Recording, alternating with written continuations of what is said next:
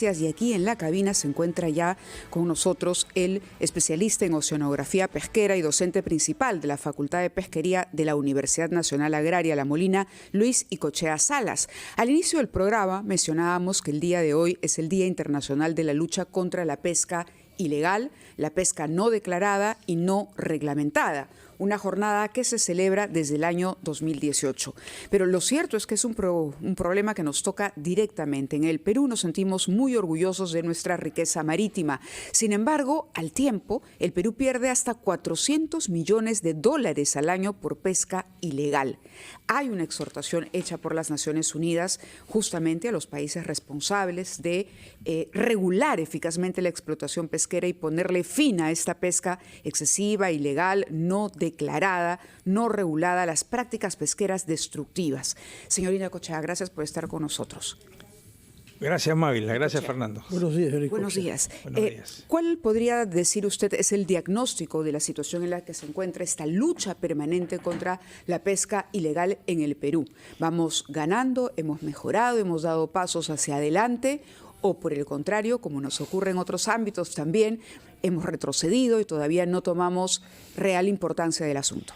Yo diría que al igual que en muchos sectores, en el papel estamos muy bien. Está bonita la ley, lo que hay que combatir. Sin embargo, en la práctica no se ven esas medidas, ¿no? Tanto a nivel internacional, por ejemplo, ya sabemos de una flota china que está fuera de las 200 millas, muchos de los cuales son barcos ilegales a nivel mundial, pero no en Perú.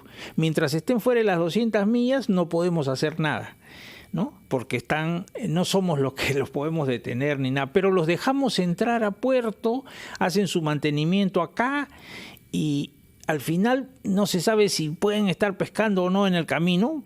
Pero sí. ¿Cómo que no se sabe? ¿Por qué? Porque de las 200 millas no hay cómo hay barcos que tienen su baliza que pueden transmitir, pero la gran mayoría de los barcos chinos no la tienen porque no tienen esa obligación a nivel mundial. Una vez que ingresan a Perú, sí deben tenerla. Entonces ese barco lo podemos seguir, pero a los otros no, y son como 600 o más barcos chinos. Ahora, ¿qué hacer? Que nuestra flota crezca y salga a hacerle la competencia a los chinos afuera. O sea, ¿por qué no podemos hacerlo? Así como antes nuestra flota atunera decayó, ahora tenemos atuneros, pocos, pero los tenemos, igual, ¿no? Entonces los chinos cuando vean la competencia, entonces ahí yo creo que no les va a salir. ¿Estamos en capacidad de hacer eso? Todo depende de la ley. Existe un ordenamiento pesquero de la pota donde se permite, pero están insistiendo de que solo la pesca de pota sea para pota o calamar gigante, sea para las embarcaciones pequeñas, de menor escala, las llamadas de menor escala o las artesanales. Entonces esas embarcaciones es casi imposible que salgan fuera de las 200 millas, pesquen varios días y traigan un producto de buena calidad. Ese es el principal problema. Señor Icochea, es cierto que hay un problema con la pesca ilegal hecha por flotas extranjeras, sí, pero también tenemos a peruanos, también tenemos barcos ilegales en el Perú. ¿De dónde proceden? ¿Quiénes son los propietarios de estos barcos? Muy buena pregunta, ¿no? Esto porque, por ejemplo, la ley no aclara si un pescador artesanal puede tener hasta cuántas lanchas. Hay artesanales, entre comillas, que tienen 20 embarcaciones, o sea, ya no son artesanales. O hay artesanales que tienen testaferros y ponen a nombre de otros, que es fácil de averiguar, ¿no? Entonces, si queremos apoyar al pescador artesanal, apoyemos al verdadero. La flota artesanal ha crecido 4 o 5 veces en los últimos 20 años, ¿no? Entonces, esto es algo que está mal. ¿Por qué está mal? ¿Pescan respetando las reglas y los periodos de veda? Lo que pasa es que como 2.000 embarcaciones ahora, eran más, no tienen permiso de pesca, no tuvieron permiso de aumento de bodega, o sea, de creación, o sea, ni siquiera, o sea, no tuvieron partida de nacimiento y están pescando. Y ahora quieren imponer de que haya pesca de pota, que vayan al perico, entonces, y eso desobedecieron la ley y encima se les quieren premios, ¿no? Entonces, eso es por un lado. Por otro lado, ¿qué cosa es lo que está mal? ¿Que hayan más barcos artesanales o que no respeten las reglas y no pidan licencia? Eso, que no hayan tenido ni siquiera licencia de construcción a pesar de estar prohibido. Por ley se les prohibió durante casi 10, 15 años aumentar nuevas embarcaciones, salvo sea por reemplazo. lo cual no se ha hecho. Entonces, esa flota ha sido construida ilegalmente. Muchos de esos no tienen, y por supuesto, al ser así, no tienen permiso de pesca. Hay otros que han sido construidos legalmente y no han sacado el permiso de pesca, que es cuestión de trámites y que adapten su bodega, que la pongan como para llevar peces para consumo humano directo, ¿no? Porque van sin hielo, no todos, hay gente que sí, muy responsable que lleva, entonces ahí se está haciendo eso. Ahora, dentro de la pesca ilegal en el Perú se está pescando langostino con red de arrastre cerca a la costa. Hay una flota... Dentro de las 5 millas. Dentro de las 5 millas, pero lanchas artesanales, pero el arrastre está prohibido dentro de las 5 millas y más para langostino que está a profundidades menos de 20 metros. ¿Cuál es el problema? Hay un problema de fiscalización, no tenemos capacidad de poder fiscalizar, no nos hemos adaptado a los tiempos modernos para poder, a través de instrumentos que deben existir, poder detectar a estas embarcaciones sin permiso. Son detectadas porque desembarcan en los muelles. Claro. Sí, entonces falta la fiscalización. Por supuesto que si anda el ministerio, de repente corren el riesgo de ser agredidos y todo, y entonces no se meten, ¿no? Entonces falta... Pero la autoridad no puede tenerle miedo al ilegal. Así es. Como digo, en teoría es lindo, pero en la práctica no se está cumpliendo. Porque no se da abasto, son más los que están en la informalidad y en la ilegalidad. Yo diría que no, porque ahí está Capitanía también. Capitanía, que es quien da la licencia, el SARPE que se llama, para que puedan salir a pescar. Entonces es muy fácil. SARPE, voy a ver tus licencias, no tienes, no puedes salir. ¿Y se está permitiendo que salgan sin licencia? ¿O simplemente salen sin comunicar a Capitanía? Lo que ha dicho usted.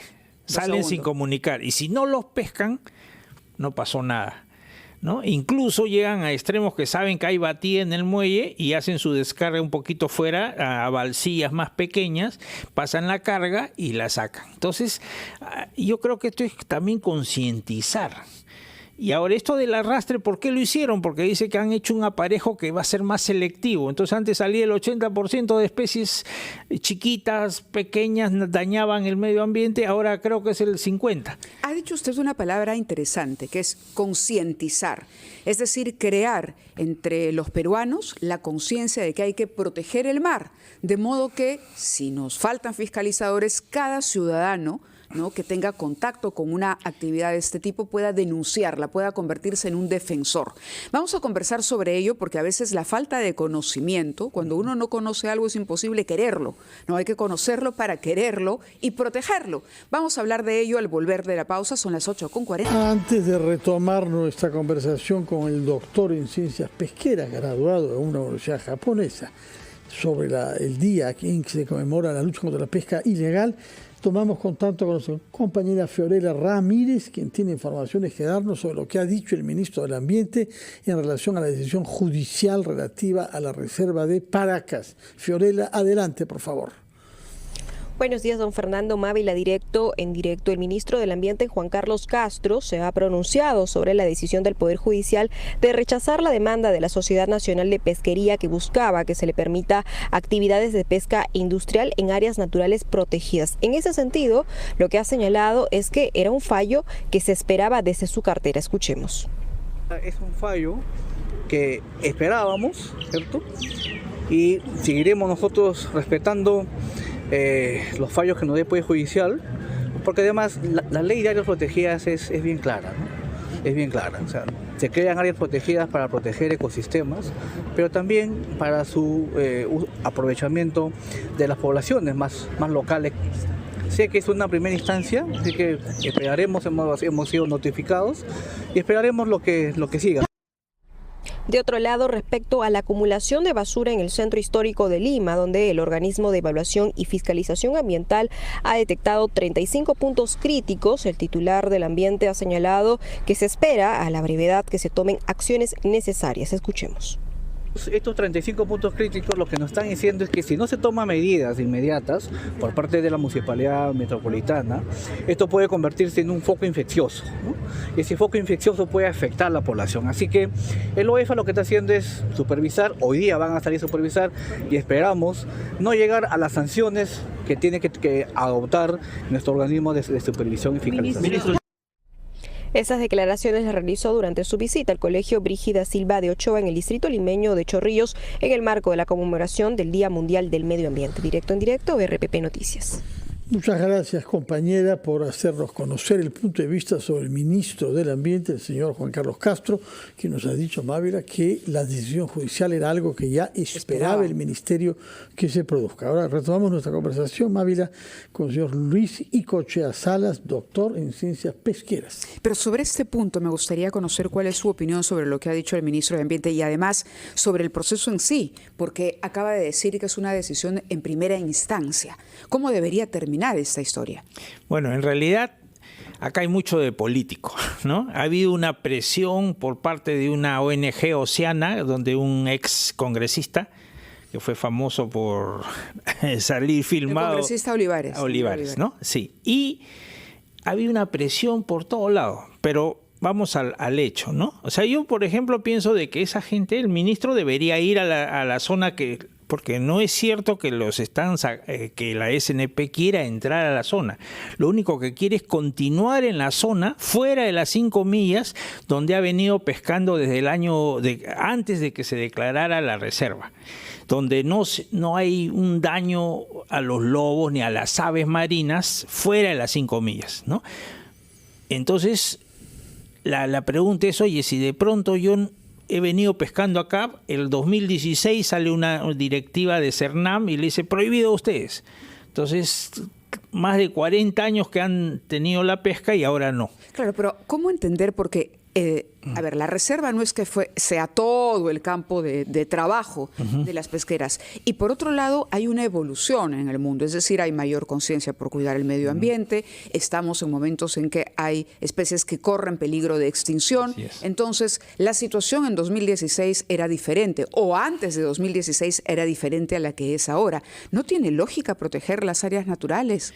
Tiene lógica, pero debería ser para todos. Dentro de las 5 millas están pescando los artesanales, sí, y que nadie les controla si salieron tallas chicas, grandes. Muchos de ellos están... Son otro tipo de barcos, sí, otros métodos. Sí, no sí. compare También las embarcaciones artesanales. No, también con boliche, ¿no? O sea, con cerco, pero más pequeño. E incluso hay pesca con explosivos ahí en la bahía, ahí dentro de la reserva.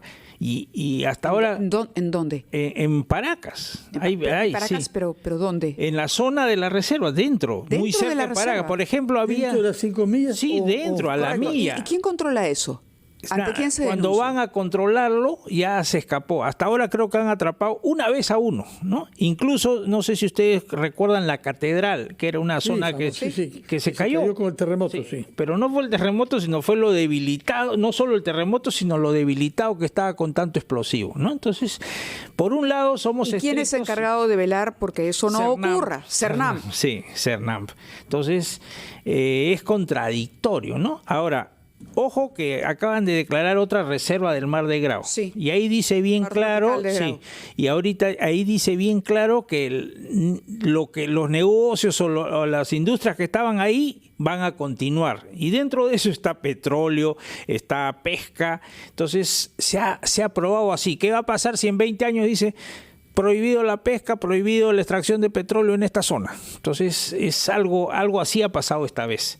Cuando CERNAM tiene la palabra, nosotros acá dejamos las líneas abiertas para que se pronuncien con relación a esta denuncia en concreto de que en Paracas se está pescando, incluso haciendo uso de explosivos, lo que es grave. Lo otro, le decía yo, la legislación va avanzando y va evolucionando, porque hay situaciones, o sea, si antes sobraba pota o sobraba, qué sé yo, anchoveta, de repente esto no va a ocurrir con el tiempo, debido precisamente al uso no regulado que se hace del consumo de estas especies. ¿No? En realidad, en las especies más abundantes, que es la anchoveta y la pota, en la anchoveta sobre todo hay un ordenamiento muy claro para la flota industrial, para la artesanal no. En cuanto a pota, hay una flota ilegal enorme, pero hay recursos. Estamos hablando ahorita, se ha pescado hasta el día de hoy en 40 días, 45, 2.300.000 toneladas de anchoveta. La cuota ya se va a cubrir, que es 2.475.000.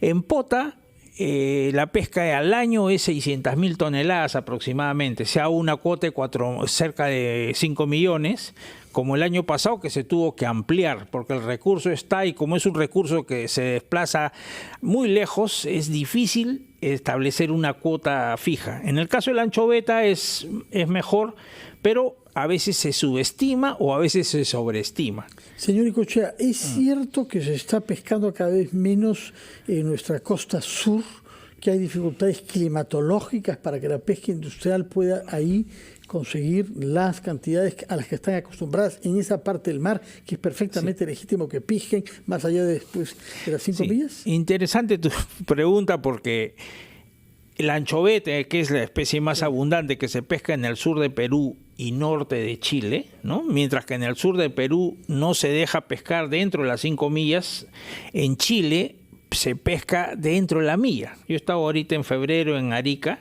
y empezó la temporada de pesca y se ha pescado muy buenos volúmenes diarios, pero dentro de la milla. En otras palabras, el recurso anchoveta que no se pesca en Perú y lo miramos por ahí en el mar, se va a Chile porque migran, ¿no? Está comprobado que migra a norte-sur y se pesca en Chile, ¿no? Entonces yo creo que ahí conviene hacer un acuerdo entre los dos países y decir, oye, vayamos con reglas iguales. Ahora, una embarcación artesanal chilena puede tener hasta 80 toneladas de bodega y tener como 25 metros largo. La de Perú solo hasta 15 metros de largo y 32.6 de capacidad de bodega. Entonces hay una diferencia, ¿no? Entonces, claro, ahí pueden pescar mucho más, pero si es que hay anchovetas que van hacia el sur y pasan la frontera, naturalmente, hacia Chile, es que hay anchovetas en el Mar del Sur. Sí, así es. O sea, se puede pescar en el sur. Dentro de las 5 millas. Entonces la flota industrial no ingresa ahí. Pero no ¿por qué no habrían anchovetas más allá de las 5 millas? Porque la anchoveta está en la zona donde se producen afloramientos de aguas de nivel subsuperficial, y para que haya afloramientos el fondo del mar debe ayudar, no ser muy profundo. En el sur, el fondo a un kilómetro... más cerca de la costa está. En el fondo se va de pronto hasta los 2.000 metros. En cambio, acá en Chimbote hay como 200 kilómetros que no llega a 200 metros el fondo. Entonces, solo una palabra breve, porque el tiempo también apremia, sobre la investigación. En el mar peruano se han identificado 750 especies de peces, 872 de moluscos, 412 de crustáceos, y así podríamos seguir enumerando y dar, ¿no?, cifras impresionantes y decir, wow, qué ricos somos. Pero, ¿qué pasa con la inversión o con el esfuerzo que se hace en investigación? Por ejemplo, la presencia peruana en la Antártida. sí. ¿Es algo que se ha descuidado? En realidad, al final se hace investigación, pero no es una investigación que al final nos traiga beneficios económicos, pero sí nos permite continuar, ser parte del Tratado Antártico. Nada más. Pero hay otros países que tienen incluso ciudades establecidas en la Antártida. Tienen bases permanentes. Sí.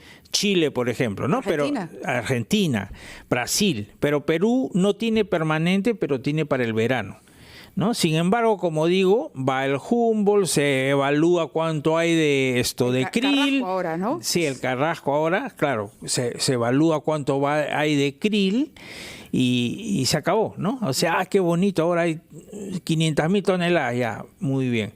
Pero yo creo que algo se debería hacer más cuestión pesca, ¿no? Bueno, en todo caso tenemos declaraciones hechas por el almirante Héctor Soldi, ¿no? Sí. Que conoce mucho el tema, que ha establecido el vínculo entre las corrientes y las especies y la Antártida. No Así está es. separado nuestra costa. No está. Señor Icochea, muchas gracias por estar con nosotros un día como hoy, Mávila, de lucha contra la pesca ilegal, no declarada y no reglamentada en nuestros 3.000 kilómetros de mar. Muchas gracias y muy buenos días, señor Icochea. Gracias. Buenos días.